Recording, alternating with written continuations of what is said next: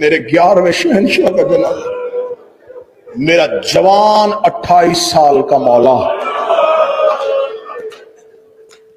ہمارے پنجاب میں جو 8 ربیع الاول کا جلوس نکلتا ہے اسے قبلہ ترابی صاحب کہتے ہیں چپ تازیہ، چپ تازیہ کا جلوس نکلتا لیکن خاموش ہوتے۔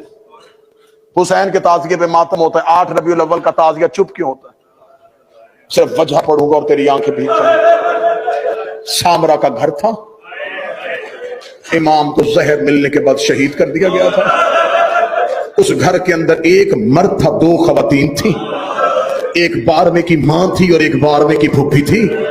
دروازے پہ فوجی کھڑے ہوئے تھے اور ان فوجیوں کو حکم تھا کہ اس گھر کے اندر سے اگر کسی مرد کی آواز آئے تو گھر کا دروازہ توڑ کے اندر داخل ہو جانا۔ بابے کا جنازہ پڑا ہوا اور بار میں چپ کھڑا تھا۔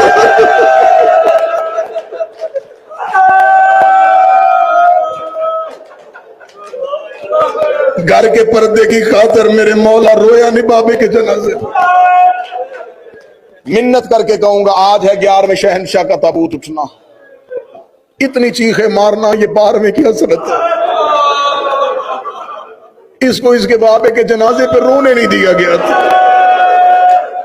اس میرے آقا مولا کو یہ میرے مولا کے یتیمی کا جنازہ ہے۔